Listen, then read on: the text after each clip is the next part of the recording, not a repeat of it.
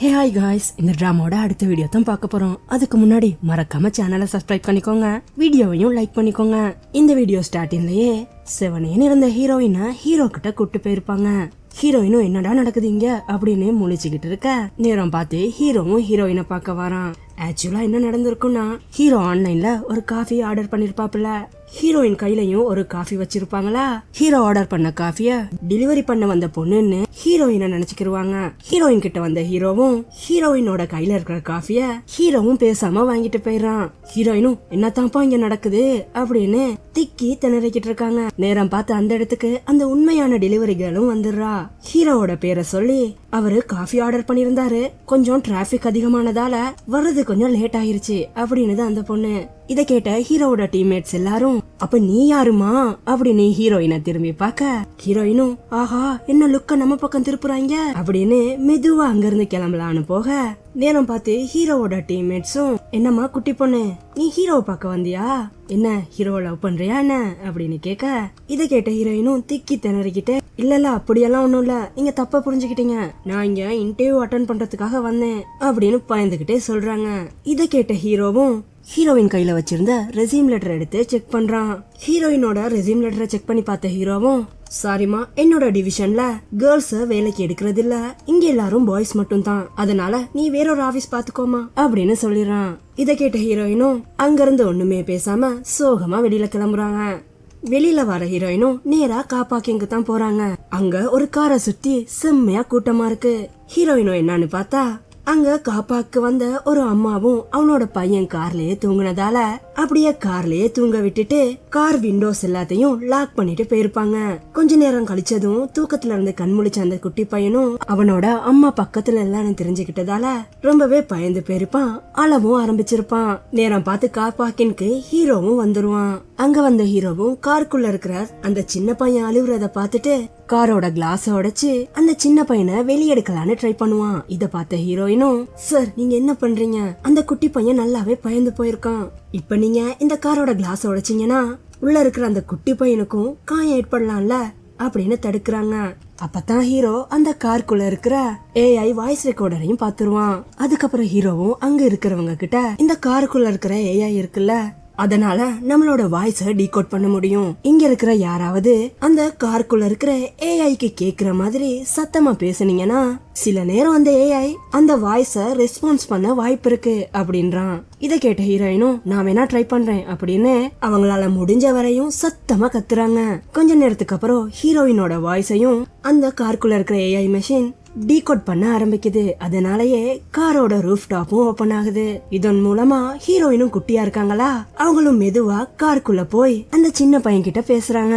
இங்க பாருப்பா பயப்படாத, உன்னோட அம்மா இப்ப வந்துருவாங்க, அது காட்டியும் அக்காவும் கூட இருக்கிறேன் அப்படின்னு அந்த குட்டி பையனை சமாதானப்படுத்துறாங்க ஹீரோயின். நேரம் பார்த்து அந்த குட்டி பையனோட அம்மாவும் அங்க வந்துருவாங்க.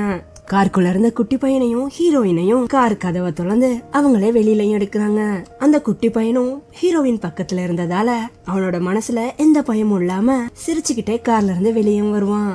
அப்படியே கட் பண்ணா ஹீரோயினும் ஹீரோவோட கம்பெனிய சோகமா பாத்துக்கிட்டே அங்க இருந்து புறப்படுறாங்க. ஹீரோயின் இப்படி சோகமா போறத காருக்குள்ள இருக்கிற ஹீரோவும் பாத்துருவான். கட் பண்ண அடுத்த சீன்லயே நம்ம ஹீரோவும் அவனோட ஆபீஸ்க்குள்ள போய் அவனோட டீம்மேட்ஸ் கிட்ட இங்க ஒரு இன்டர்வியூ நடக்க போகுது, அதுக்காக எல்லாத்தையும் அரேஞ்ச் பண்ணுங்க அப்படின்ட்டு போறான். அதுக்கு ஹீரோட டீம்மேட்ஸும் யாருப்பா அது இன்டர்வியூக்கு வருது அப்படின்னு திரும்பி பார்த்தா ஹீரோயினும் மெதுவா பயந்துகிட்டே ஆபீஸ்க்குள்ள வராங்க. ஹீரோயினை பாக்குற டீம்மேட்ஸ்க்கு பயங்கர ஷாக்கு. அதுக்கப்புறம் ஹீரோயினோட இன்டர்வியூ ஸ்டார்ட் ஆக போகுது. அந்த இன்டர்வியூ போர்ட்ல இருக்கிறவங்களே ஹீரோயின் கிட்ட என்ன கேள்வி கேட்பாங்கன்னு அதுக்கான விடையும் எழுதியே கொடுத்துறாங்க.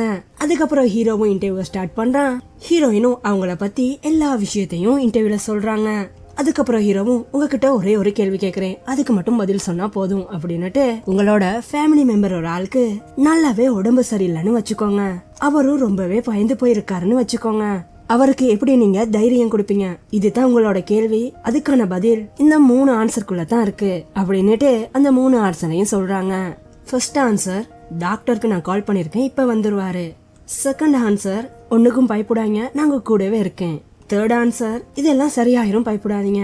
இதுல எந்த ஆன்சரை நீங்க தேர்வு செய்வீங்க அப்படின்னு கேட்டதும் ஹீரோயினும் கொஞ்சம் யோசிச்சு பார்த்துட்டு என்னோட பதில் அந்த 3 ஆன்சர்லயும் இல்ல அப்படின்றாங்க. இத கேட்ட ஹீரோட டீம்மேட்ஸும் போச்சிடா சொதப்பிட்டா அப்படின்னு அப்செட் ஆகுறாங்க. இத கேட்ட ஹீரோவும் அப்ப உங்களோட பதில் என்னவா இருக்கும் அப்படின்னு கேட்க ஹீரோயினும் நான் என்ன பண்ணுவேன்னா அவரோட கை ரெண்டையும் கட்டி அணைச்சு உங்களுக்கு ஒன்னும் ஆகாது நான் உங்க கூடவே இருக்கேன் அப்படின்னு என்னோட மனசுல இருக்கிற ஃபீலிங்ஸால அவருக்கு தைரியம் கொடுப்பேன் அப்படின்றாங்க. இத கேக்குற ஹீரோக்கு அவனோட பாஸ்ட் லைஃப்ல நடந்த ஒரு விஷயம் ஞாபகத்துக்கு வருது. ஹீரோவும் கொஞ்ச நேரம் யோசிச்சுட்டு இதுக்கப்புறம் உங்ககிட்ட எந்த கேள்வினா கேட்க போறது இல்ல அப்படின்றான். ஹீரோயினும் போச்சிடா சொதப்பிட்டோம் அப்படின்னு அங்கிருந்து சோகமா எழும்ப அப்ப ஹீரோவும் ஹீரோயின் கிட்ட நாளைக்கு காலையில ஆபீஸ்க்கு வந்துருங்க அப்படின்றான். ஹீரோயினும் இவர் என்ன சொன்னாரு அப்படின்னு முடிக்கிறாங்க. ஹீரோவும் இதுக்கப்புறம் நீங்களும் என்னோட டீம்மேட்ஸ்ல ஒரு ஆள், உங்களுக்கு இங்க வேலை கொடுத்தாச்சு அப்படின்ட்டு ஹீரோயினுக்கு ஹேண்ட் ஷேக் கொடுக்கறான். ஹீரோயினும் சிரிச்சுக்கிட்டே ஹேண்ட் ஷேக் பண்றாங்க. அப்படியே சீனை கட் பண்ணா அப்படியே டைமும் ஓடுது.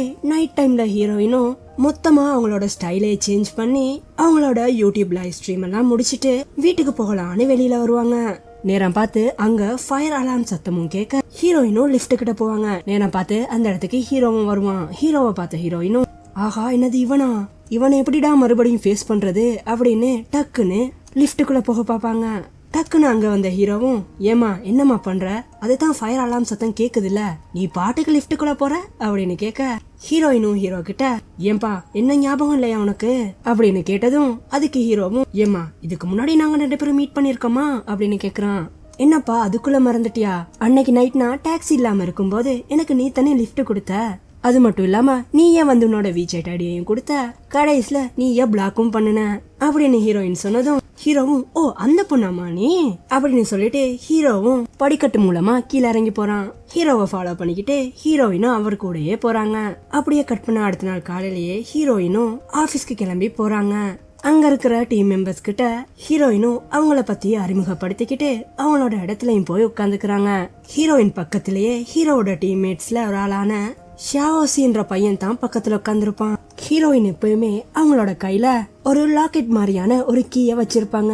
அத ஹீரோயின் பக்கத்துல உட்கார்ந்திருந்த அந்த ஷாவோசின்ற பையனும் பாத்துருவான். அத பார்த்ததுமே அவனுக்கு பிடிச்சு போயிரும். ஏமா இந்த லாக்கெட்டை எனக்கு தர முடியுமா, நான் உனக்கு இன்னொரு லாக்கெட் தரேன், நாங்க 2 பேரும் இத சேஞ்ச் பண்ணிக்கலாமா அப்படின்னு கேட்க அதுக்கு ஹீரோயினும் இல்ல முடியாது, இது எனக்கு ரொம்பவே ஸ்பெஷலானது, இதை யாருக்கும் நான் கொடுக்க மாட்டேன் அப்படின்னு ஒளிச்சு வச்சுக்கிறாங்க. இத கேட்ட அந்த ஷாவோஷிக்கும் ஹீரோயின் மேல கடுப்பாகுது. நேரம் பார்த்து பக்கத்துல இருந்த ஷூஸையும் ஏமா இன்னைக்கு நாங்க எல்லாரும் நைட் டின்னருக்கு போக போறோம், இத பத்தி யாரும் உங்ககிட்ட சொல்லிக்க மாட்டாங்கன்னு நினைக்கிறேன், நீயும் எங்க கூடயே வரணுமா அப்படின்றாரு.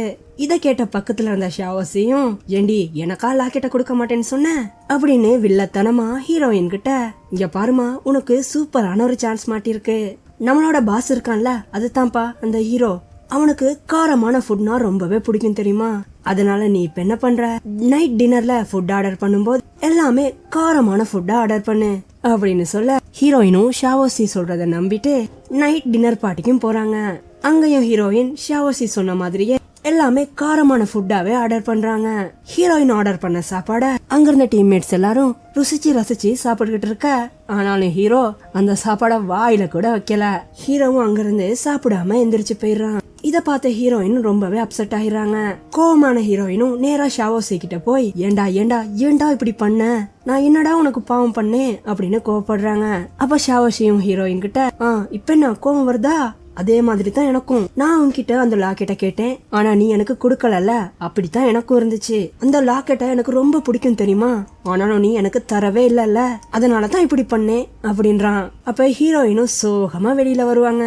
அப்ப ஹீரோவோட பெஸ்ட் ஃப்ரெண்டும் ஹீரோயின் கிட்ட வந்து சரி விடுமா, ஹீரோ இதெல்லாம் பெருசா கண்டுக்க மாட்டான், நான் உனக்கு ஒரு நல்ல ஐடியா சொல்றேன், இப்ப நான் ஹீரோ கூட உன்னை கோத்து விடுறேன், நீயும் ஹீரோ கூட போய் வெளியில மறுபடியும் சாப்பிடு, ஹீரோக்கு ஸ்வீட்ஸ் ஐட்டம்னா ரொம்பவே பிடிக்கும், அதை நீ ஹீரோக்கு வாங்கி கொடுத்தானா அவனும் சந்தோஷமாகுவான் அப்படின்றாரு ஹீரோவோட ஃப்ரெண்டு. நேரம் பார்த்து ஹீரோவும் அந்த இடத்துக்கு வர ஹீரோ கிட்ட அவனோட ஃப்ரெண்டு மச்சான் இந்த குட்டி பொண்ணு அங்க சரியா சாப்பிடலையாண்டா, அவக்கு ரொம்பவே பசிக்குதான், அவளை வெளியில கூட்டு போய் கொஞ்சம் சாப்பாடு வாங்கி கொடுடா அப்படின்னதும் இத கேட்ட ஹீரோவும் எது கொஞ்சம் சாப்பிட்டாளா, ஏண்டா அண்டா கணக்குல முழுங்கினதா நான் என்னோட கண்ணாலேயே பாத்தனேடா அப்படின்னு ஹீரோ சொல்ல ஹீரோயினும் இல்ல எனக்கு ரொம்பவே பசிக்குது அப்படின்னு கியூட்டா சொல்றாங்க. இத பார்த்து ஹீரோவும் சிரிச்சிட்டு சரி சரி வா கூட்டு போறேன் அப்படின்னு ஹீரோயினை கூட்டு போறாரு. அங்க வெளியில சாப்பிடலான்னு போனா ஹீரோக்கு பிடிச்ச மாதிரி எந்த சாப்பாடும் இருக்காது. நேரம் பார்த்து ஹீரோயினுக்கு கால் பண்ற ஹீரோவோட பெஸ்ட் ஃப்ரெண்டும் இங்க பாருமா, ஹீரோக்கு ஸ்ட்ராபெரி மில்க் ஷேக்னா ரொம்பவே பிடிக்கும், அத வாங்கி கொடுத்து ஹீரோவை கரெக்ட் பண்ற வழிய பாரு அப்படின்றாரு. அதே நேரம் ஹீரோவும் நேரா மில்க் ஷேக் கவுண்டருக்கு போய் அதே ஸ்ட்ராபெரி மில்க் ஷேக்க ஆர்டர் பண்றான். நேரம் பார்த்து அந்த இடத்துக்கு வர ஹீரோயினும் எனக்கும் ஸ்ட்ராபெரி மில்க் ஷேக் வேணும் அப்படின்றாங்க. அப்ப அந்த கவுண்டர்ல இருக்கிறவரும், சார் ஒரே ஒரு மில்க் ஷேக் தான் இருக்கு, இதப்ப நான் யாருக்கு கொடுக்கணும், நீங்களே முடிவு பண்ணுங்க அப்படின்னதும் ஹீரோவும் ஹீரோயினும் 2 பேரும் ஒருத்தருக்கு ஒருத்தர் கை காட்டுக்கிறாங்க. அப்ப ஹீரோயினும் அந்த மில்க் ஷேக்க அவங்களே வாங்கி ஹீரோவுக்கு கொடுக்கறாங்க. ஹீரோவும் ஹீரோயின் கொடுக்கற மில்க் ஷேக்க கையோட வாங்கிக்கிறான். அப்படியே 2 பேரும் அந்த ரெஸ்டாரண்ட்ல நடந்து போய்கிட்டு இருக்காங்க. அதோட இந்த பாட்டும் கம்ப்ளீட் ஆகுது. வீடியோ எப்படி இருந்துச்சுன்னு கமெண்ட்ல பின் பண்ணிக்கோங்க. இன்னொரு நல்ல வீடியோல பார்க்கலாம். See you next video guys.